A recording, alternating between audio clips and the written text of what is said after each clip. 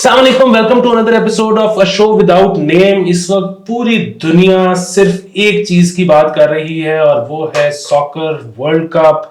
और आपके भाई को घंटा फर्क नहीं पड़ता, ना कुछ पता है ना कोई इंटरेस्ट है, लेकिन क्योंकि आप खुश हैं, आपकी खुशी में मैं खुश हूं। उसामा 8 ग्रुप्स हैं जी। ठीक बने हैं कि गलत कर गए हैं? नहीं, ग्रुप्स अच्छे डिवाइडेड हैं टीम्स रिलेटिवली, जिसमें अच्छी टीम्स भी हैं और रिलेटिवली जो वीकर टीम्स हैं उनका अच्छा कॉम्बिनेशन है। तो वी कैन एक्सपेक्ट के जब हम राउंड ऑफ 16 या क्वार्टर फाइनल्स तक पहुंचेंगे तो अनटिल एंड अनलेस क्योंकि बहुत मेजर अपसेट्स ग्रुप स्टेजेस में ना हो जाए तो हमें अच्छे मैचेस देखने को मिलेंगे। अच्छा, मैं आपको ये बताना चलूं कि शायद ये हसन चीमा की आखिरी अपीयरेंस हो टीवी पर दिसंबर तक के लिए, और उसकी वजह शायद हम अभी नहीं बता सकते, लेकिन आज भी बड़ी मुश्किल से घेरा है। तो आप क्योंकि आप हमारे साथ हैं तो ये बताएं कि कोई हमारा मुसलमान मुल्क भाई आगे जाता दिखाई दे रहा है? यार डिपेंड करता है, क्योंकि आमतौर पे जो बड़े ममालिक हैं फुटबॉल में उम्मा के, वो टर्की वगैरह हैं, बट टर्की ने नहीं क्वालिफाई किया। बॉस्निया ने आई थिंक 2014 का या 18 के वर्ल्ड कप 14 में क्वालिफाई किया तो उन्होंने किया। तो प्रॉब्ली अगर आपने तवक्को लगानी है तो ग्रुप ए से ही लगाएंगे जहाँ पे कतर भी है, बिकॉज जैसे आप पहले बात करते थे ग्रुप्स जिस तरह से डिवाइड हुए हैं तो सीडिंग से होते हैं, तो हमेशा जो होस्ट टीम होती है उसका थोड़ा सा फायदा हो जाता है, क्योंकि वो भी एक सीडेड टीम होती है और फिर साथ हाईएस्ट रैंक टीम्स होती हैं जो हाईएस्ट सीड्स में होती हैं। तो अगर आप ग्रुप ए को देखें तो उसमें हॉलैंड तो है, बट जो दूसरी टीम नॉकआउट्स में जाएगी it will be one of Senegal, Qatar या एक्वाडोर। एक्वाडोर का मुझे इतना कोई चांस नहीं लगता, बिकॉज एक्वाडोर क्वालिफाई भी इस वजह से किया कोलंबिया और चिले से ऊपर साउथ अमेरिका की क्वालिफाइंग में, क्योंकि वो पहाड़ियों पे खेलते हैं, उधर किसी से सांस नहीं लिया जाता, तो इस वजह से वो डोमिनेट करते रहते हैं। तो प्रॉब्ली सेनेगल और कतर में से एक आई वुड थिंक के आगे जाएगी सेकंड राउंड में। Once that happens Senegal is the better team, लेकिन साडियो माने का जो इंजरी का इशू है वो चल रहा है। और दूसरी तरफ ये है कि होम टीम्स हमेशा थोड़ा ओवर अचीव करती हैं थ्रू एवरी मीन्स, मतलब बहुत फेयर एंड फाउल मीन्स, तो वो हमेशा ओवर अचीव करती हैं। तो कतर का मे बी आप देख सकते हैं सेकंड राउंड में जाने का, और अगर कतर सेकंड राउंड में चली गई तो जो गोरे सहाफी हैं उनकी चीखें जो यहाँ तक सुनाई देंगी। एक और टीम जो मुस्लिम उम्मा की, ईरान का भी चांस बन सकता है। ईरान का ग्रुप बहुत मुश्किल है, but Wales and America are relatively weak. नहीं मतलब यूएस की आप जो टीम है, लाइक ये जो पूरी उनकी जनरेशन आई है पुलिसिक वगैरह वाली, जियोरेना वाली, आई फील लाइक उनमें इतना फर्क नहीं है। ईरान की जो इंटरेस्टिंग बात है, कार्लोस कीरोश वो एक पोर्चुगल का था, मैनेजर होता था, घूम घूम आके हमेशा वो ईरान का कोच बन जाता है, और आई थिंक वो दरम्यान में भी 8-10 साल पहले भी रहा है ईरान का कोच। और उसकी खास बात ये है कि वो थोड़ा सा मतलब वो ईरानी भी क्या देसी थोड़ी मेंटालिटी समझता है कि उसका कि ना अगले को गोल करने देना ना खुद गोल करना है, कि वो जाते पहले मिनट से 0-0 के लिए जा रहे होते हैं। तो उनका मैच देखने का बड़ा मजा आता है, क्योंकि वो बेसिक उनका फाइनल पॉइंट ये होता है 0-0 करना है, और उसमें जितनी टकरें लगेंगी, जितना डिफेंसिव होंगे, जो मर्जी होगा, हम 0-0 करने जा रहे हैं, और वो मोर ऑफन देन नॉट 0-0 निकाल भी लेते हैं। एंड यही रीजन है कि लाइक पिछले वर्ल्ड कप में भी they were almost like they had a chance to qualify. इन स्पेन के मैच में भी they give a lot of tough time to Spain. एक दो चांसेस मिस किए, लेकिन वो चांसेस आते ही इतने थोड़े हैं कि आप अगर आपके 9 बंदे अपने हाथ में तो चांसेस कम ही आते हैं। अच्छा, वापस कतर पे चलते हैं। ये टीम कतर की अपनी है कि इम्पोर्टेड है? बोथ यू कुड से, क्योंकि इनमें काफी प्लेयर ऐसे हैं जो इन्होंने आज से 10-15 साल पहले जब वो यंग थे, मतलब 8-9-10 साल की उम्र में थे, तब उन्होंने उनको लाना शुरू किया था। आई थिंक 2012-13 में जो बार्सिलोना के एकेडमी का जो डायरेक्टर था वो लेकर गए थे वो कतर। आई थिंक पहले शायद अबू धाबी गया था, फिर वो कतर गए थे, और वहां से उन्होंने अपनी टीम बनानी शुरू की। अंडर-17, अंडर-19 वर्ल्ड कप खिलाया।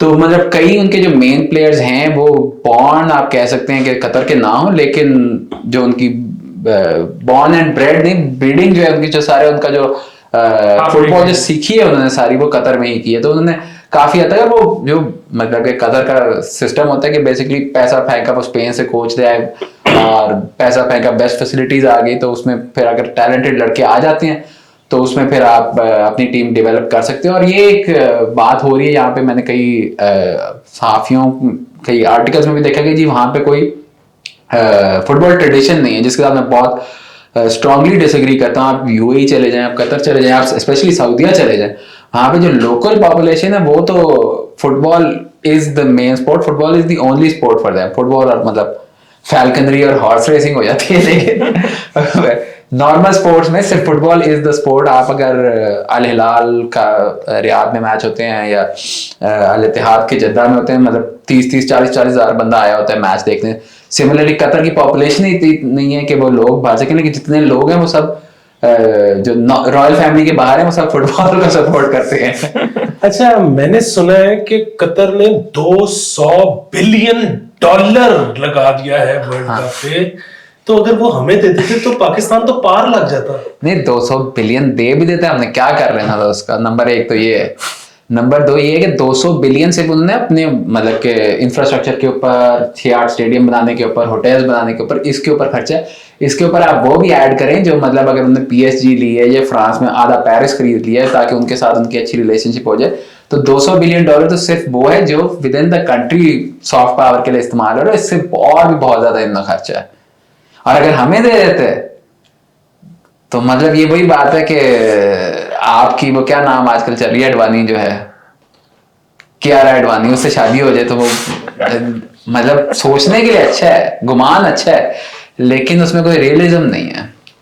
अच्छा, अब वही होगा कि वही जो जर्मनी और अर्जेंटीना और ब्राजील और ये बस वो टीमें डोमिनेट करेंगी. नहीं, आई फील लाइक क्योंकि अभी पहली दफा है काफी अरसे बाद कि अर्जेंटीना और ब्राजील दोनों टॉप 4 ऑड्स के हिसाब से टॉप 4 फेवरेट्स में. क्योंकि आप ये देखो कि 1934 और 38 का इटली जीता था, उसके बाद सेकेंड वर्ल्ड वॉर के बाद से लेकर 2002 तक हर दूसरा टूर्नामेंट मिनिमम जो है वो साउथ ब्राजील, अर्जेंटीना या यूरुग्वे जीती है. 50, 58, 62 इस तरह करके 2002 तक यही होता था कि बैक टू बैक कोई European team south American team के साथ, हाँ, बैक टू बैक कोई भी लगातार 2 यूरोपियन टीमें जीती थी. अब 2002 से लेकर 2022 आ गया, पिछले 20 सालों में सिर्फ यूरोपियन टीम्स जीती हुई हैं वर्ल्ड कप. तो ये अब मौका है कि मतलब ब्राजील और अर्जेंटीना उस तरह से स्टेप अप करे. आपने जर्मनी की बात की, जर्मनी पिछली दफा फर्स्ट राउंड में नॉकआउट हो गया और इस वक्त भी टॉप 10 रैंकिंग से बाहर है बिकॉज एक ट्रांजिशन फेज से गुजरे, लेकिन चूंकि टूर्नामेंट टीम है तो स्टेप अप करेगी.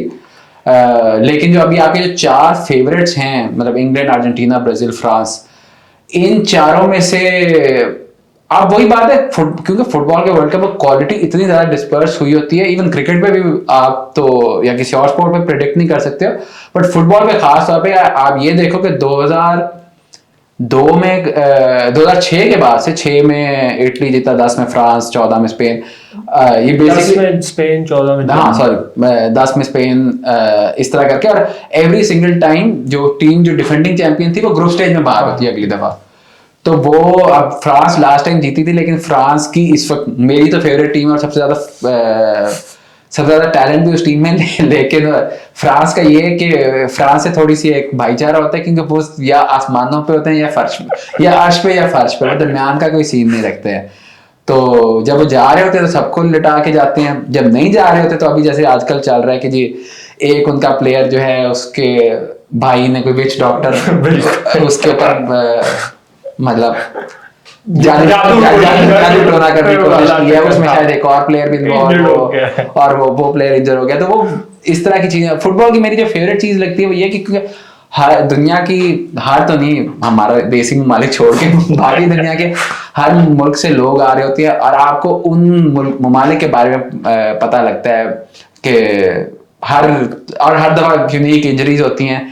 लेकिन फ्रांस, मेरी तो फेवरेट फ्रांस ही है, लेकिन फ्रांस का कुछ पता नहीं हो सकता, तीनों मैच हार के भी वापस आ जाए और वो कोई सरप्राइजिंग बात नहीं होगी. वैसे हाउ डू यू थिंक जो इनका मिडफील्ड है उसको, लाइक जो पॉग्बा भी नहीं है, कांटे भी नहीं है, तो how will it? I think एक तो चुआमेनी विल, एक तो वो स्लॉट उसका फिल हो जाएगा. दूसरे के ऊपर इशू है कि वो मतलब गेंडूजी को खिलाता है या किसको खिलाता है, वो डिपेंड करता है. बट फ्रांस का बड़ा एक सिंपल सा मेरा रहा है कि देशॉम बना है 2014 वर्ल्ड कप के बाद, हाँ 14 world cup, 16 euros first one. तो जब से वो बना 8 साल से वो मैनेजर है और मुझे 8 साल में कभी पसंद नहीं आया वो. तो मुझे हमेशा यही लगता है कि जो इस टीम का टैलेंट है उससे वो एक लेवल नीचे, मतलब कि टीम हैंड ब्रेक लगाकर खेल रही होती है. लेकिन अब वो वर्ल्ड कप जीत गया है तो उसको कोई क्वेश्चन नहीं कर सकता. जितना उस टीम में, जितना उस मुल्क में टैलेंट है, they can dominate the way जो स्पेन ने 2008-10 में किया था. लेकिन देशॉम जो है वो too defensive for such a side. अच्छा उसामा, हमें ना पता नहीं ये बात ठीक है कि नहीं, लेकिन क्रिकेट T20 में खास तौर पे ऐसा महसूस होता है कि जो लीग क्रिकेट है ना वो शायद ज्यादा कम्पिटिटिव है, और उसकी वजह ये है कि जिस टीम में जो कमी होती है वो खरीद के पूरा कर लेते हैं। अच्छा, फुटबॉल में भी आपको ये लगता है कि ये जो लीग है, ये शायद ये जो वर्ल्ड कप होता है उस वर्ल्ड कप का क्या लेवल नीचे होता है लीग फुटबॉल से? बिल्कुल, क्योंकि क्लब फुटबॉल में भी यही होता है कि टीम्स के पास पैसा ज़्यादा होता है, वो जिस प्लेयर को चाहे साइन कर लेते हैं और जैसा कॉम्बिनेशन बनाना चाहे उस तरह बना सकते हैं। नेशनल टीम में थोड़ा ये प्रॉब्लम रहती है कि आपके पास जो आपका जो नेशनल टैलेंट है उसी को आपने करना होता है, और क्योंकि उसमें एक छोटे पीरियड ऑफ टाइम के लिए साथ खेलते हैं तो वैसी केमिस्ट्री बनाना जो कि आप सारा साल अगर साथ खेलते रहें तो वो थोड़ा मुख्तलिफ होता है। तो इसलिए जो लीग्स हैं वहाँ पे टैलेंट भी ज़्यादा होता है और जो क्वालिटी ऑफ फुटबॉल है वो भी ज़्यादा होती है। और वर्ल्ड फुटबॉल में दूसरा वर्ल्ड कप से प्रॉब्लम होती है कि टीम्स आर वेरी एक्सपेरिमेंट ज़्यादा नहीं करती, बिकॉज वो ट्रॉफी के लिए जाना चाहते हैं तो सेफ थोड़ा बेसिकली हर मैच मस्ट विन होता है। बट ये है कि basically quality I would say probably 2000 early to mid 2000s के बाद से क्लब फुटबॉल की ज्यादा रही है, लेकिन ये एक वो मतलब कि दिलचस्प बात भी है और बड़ी इंस्ट्रक्शनल बात है कि क्वालिटी का मतलब ये नहीं होता कि वो चीज ज्यादा इंटरेस्टिंग हो। Yes. क्योंकि जो वर्ल्ड कप के लिए खेल, जब मुल्क के लिए खेल रहे होते हैं, क्वालिटी बेशक लोअर लेवल की हो, लेकिन जो डेस्परेशन होती है, जो एक नॉकआउट में आप देखते हैं कि बेसिकली वो इस प्लेयर को आपने देखा होता है और वो कभी भी एक लिमिट तक कि वो क्लब फुटबॉल तक खेलता है, वो सीजन के हिसाब से खेलता है। ये मैच होता है कि बेसिकली आर या पार वाला मैच होता है।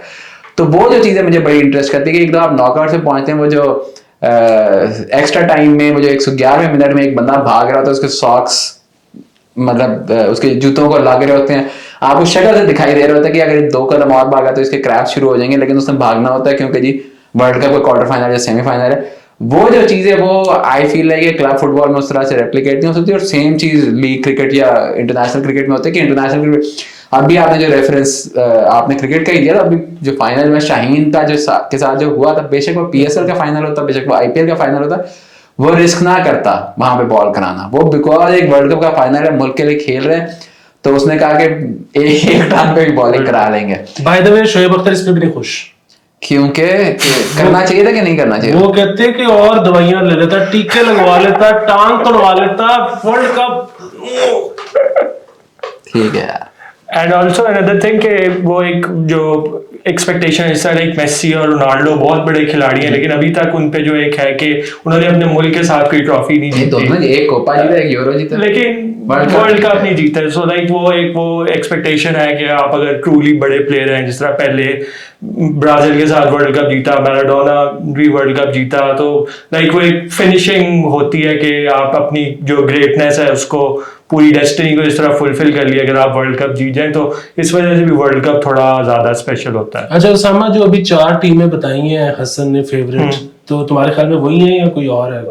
यही है, बेल्जियम अच्छी टीम है, लाइक प्रॉब्ली लास्ट चांस है उनकी गोल्डन जनरेशन का। गोल्डन जनरेशन पास ऑन कर गई है, मतलब अब कोई सीन नहीं है। पर लाइक फिर भी आई थॉट के they might do it, like Dutch के साथ तो पाकिस्तानियों की दुआएं भी होंगी, तो आप तो सारी जिंदगी दुआएं हैं तो उसकी वजह से दे माइट, और उनकी ठीक अच्छी साइड है, नॉट वेरी इतनी अच्छी नहीं जितनी फ्रांस या ब्राजील या अर्जेंटीना की होगी, but it's a good side और दे कैन कम्पीट वेल। नहीं, इसमें अच्छा ये भी बात है फुटबॉल का कि बेसिकली आपकी 10 से 12 टीमें ऐसी हैं जो अगर जीत गई तो you would not be surprise, और यही मतलब इसी वजह से वो वाहिद यूनिवर्सल स्पोर्ट है जो ग्लोबल स्पोर्ट है, क्योंकि अगर आप पोर्चुगल की बात करें, पोर्चुगल जीतती है, अगर जर्मनी जीतती है, अगर नेदरलैंड जीतती है, तो it won't be a surprise. तो वो टीम्स तो हैं, स्पेशली वंस आप सेकेंड राउंड क्वार्टर फाइनल तक पहुंचते हैं तो कंपेटिटिवनेस बहुत ज्यादा होती है। बट इंटरेस्टिंग बात हमेशा ये होती है कि वो टूर्नामेंट से पहले तो ये हो रहा था कि यार फलाने का क्वार्टर फाइनल फलाने से हो जाएगा, इसका इसके साथ हो जाएगा, और फिर यही होता है हर दफा कि 2 टीमें जो है वो ग्रुप स्टेजेस में मरा के वापस आ जाती हैं।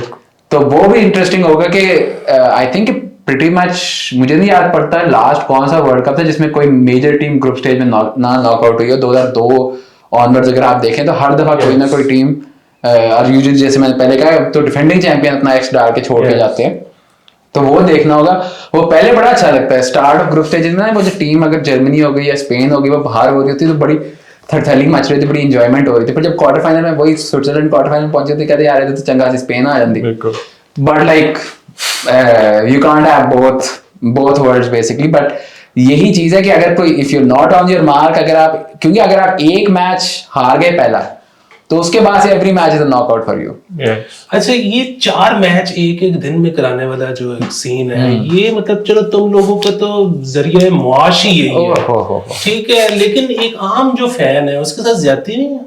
नहीं यार, मैं बेसिकली जो फुटबॉल फैन बना था 98 के वर्ल्ड कप में, जब आप बेसिकली जागते थे, जागने से लेकर सोने तक बस फुटबॉल लगी होती थी।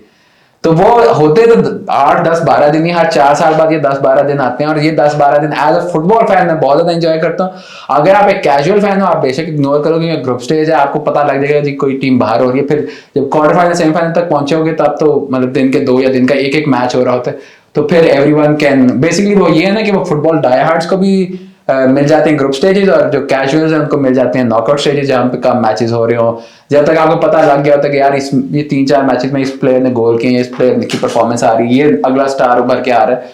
तो वर्ल्ड कप मेरी नजर में, ओलंपिक्स भी हो गए, क्रिकेट भी हो गया, सब कुछ हो गया, हम क्रिकेट से रिलेटेड भी है, सब कुछ है। मेरी नजर में फुटबॉल वर्ल्ड कप के इक्विवेलेंट कोई चीज नहीं है। जो इसकी लेवल ऑफ एंजॉयमेंट है, आप जिस मर्जी जाविये से आए, उसका कोई कंपैरिजन नहीं है। और स्पेशली अभी प्रीवियस कुछ इयर्स में ड्यू टू लाइक कनेक्टिविटी और जो छोटी कंट्रीज के प्लेयर्स हैं उनको अपॉर्चुनिटीज मिली हैं लीग्स खेलने की यूरोप वगैरह में, तो जो ओवरऑल क्वालिटी ऑफ फुटबॉल जो छोटे ममालिक का भी है वो काफी इम्प्रूव हो गया है। तो इस वजह से लाइक आप ग्रुप स्टेज में भी कई मैचेस आप कह सकते हैं कि are going to be very interesting, जो शायद ऑन पेपर देखने को ना लगे कि जी कोई बहुत बड़ी टीम्स के मैच है, पर are very interesting to watch. और मुझे मजे की बात ये लगती है कि हम ठहरे वोक, आप ठहरे वोक, हम सब इस तरह की चीजों में बिलीव नहीं करते। लेकिन जब वर्ल्ड कप होता है ना, तो आपको टीम देख के, उनकी फुटबॉल देख के अंदाजा जाता है कि उस कॉम का कैरेक्टर कैसा है, वो उसकी स्टाइल ऑफ प्ले में जो है ऑब्जर्व हो रहा था। कई दफा जब नहीं होता, जैसे हॉलैंड की 2010 वाली टीम थी, तो उनकी कॉम जो है वो मतलब बगावत करती है कि जी हम ऐसे नहीं खेलते होते।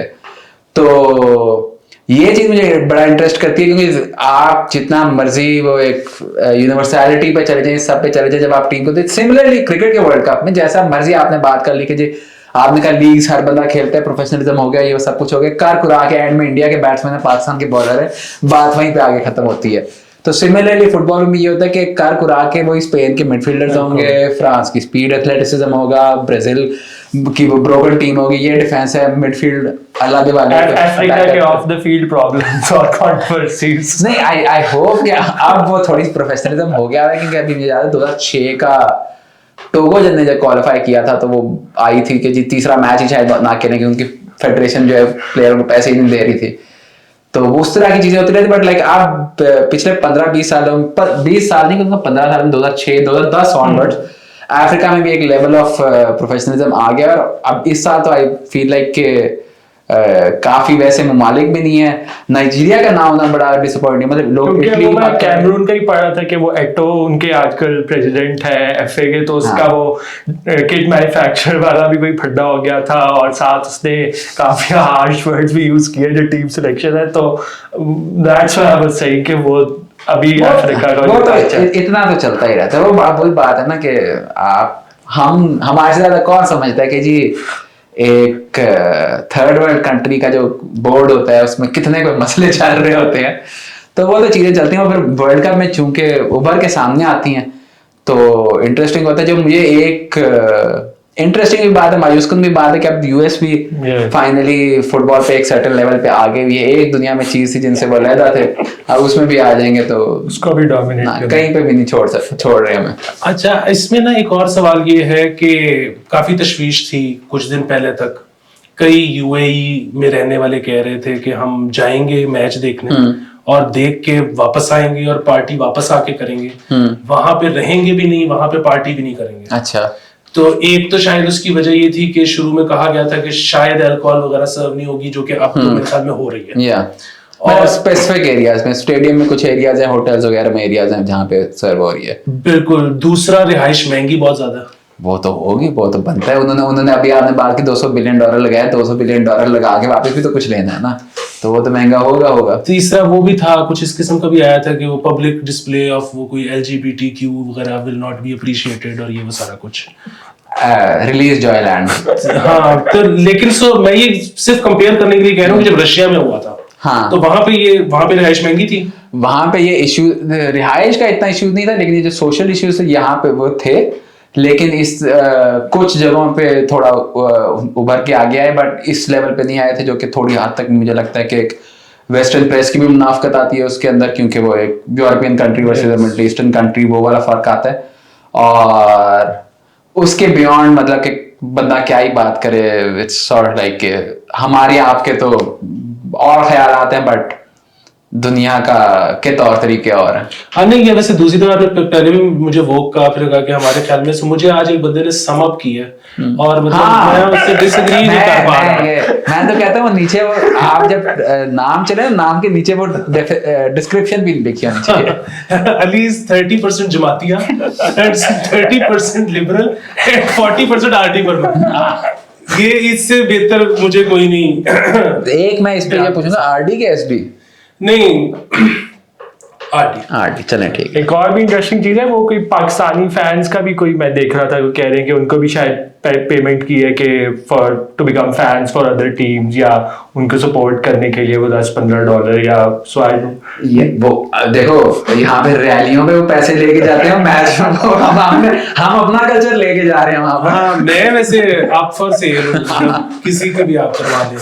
अच्छा, आखिर में हमारा शो जो है ना वो बहुत कम लोग देखते हैं, बेशक, इसलिए कोई अजीबो गरीब सी प्रेडिक्शन कर दो। अगर तो वो जाहिर है वो मोस्ट प्रोबेबली गलत होगी, तो कोई भी नहीं देखेगा, पता नहीं लगेगा कि तुमने कभी ये कुछ कहा था। लेकिन अगर वो ठीक हो गई तो फिर जो हम बाद में उसके काट काट के क्लिप लगाएंगे, ओहो उसामा तुम पहले शुरू करो। I think like Denmark might make it to the quarter finals. Qatar will make it to the quarter final. ये बहुत बड़ी बात कर दी। क्योंकि मुझे सेकंड राउंड तक का तो उनका पाथवे दिखाई दे रहा है। अगर वो अपना ग्रुप टॉप कर लेते हैं तो कतर वर्सेस यूएसए हो जाएगा, या ईरान, या whoever comes from that side, तो इंटरेस्टिंग हो जाता है। अगर वो सेकंड आते हैं अपने ग्रुप में नीदरलैंड्स के बाद, तो कतर वर्सेस इंग्लैंड हो जाएगा, जिस पे अगर कतर ने हरा दिया तो फिर तो मैं कहता हूँ कि आम तातील का ऐलान पूरी दुनिया में होना चाहिए कि जी कतर ने इंग्लैंड को हरा दिया। तो आप 50 साल तक हर अंग्रेज अखबार में उसके बारे में सुनेंगे। तो उसकी पॉसिबिलिटी 1% है, लेकिन अगर वो हो गया ना तो बहुत एंजॉयमेंट है। वाह, Hopefully Qatar can do that. Will be fun to see some English tears. Thank you so much, Especially after the final. और ये था हमारा वर्ल्ड कप प्रीव्यू। और अब जो है ना वो हफ्तावार के लिए हसन को हम छुट्टी देंगे, और उस पे जो है ना हफ्तावार कमेंट्री उसामा करेगा, और हम आपकी जान नहीं छोड़ेंगे। तो सब्सक्राइब करते रहें बार बार, बेशक ऑलरेडी है तो अनसब्सक्राइब करके सब्सक्राइब कर दें, और लाइक कमेंट शेयर पेट्रन। अच्छा, एक मेरा सवाल है, वो एड्स का क्या सीन होता है? वो एकदम मुझे याद है माजोरिया में कह रहे थे स्किप नहीं करना। हाँ, सो बेसिकली वो जो एड आता है, अगर आप 3 सेकंड देखते हो तो उसका और रेट है, 10 सेकंड देखते हो तो उसका और रेट है, और अगर उस एड पे क्लिक कर देते हो तो फिर उसका रेट और है। अच्छा, तो आपके इस वक्त जितने एड्स आ रहे हैं सब पे क्लिक करें। ठीक, बहुत ख्याल रखें अपना, खुदा हाफिज।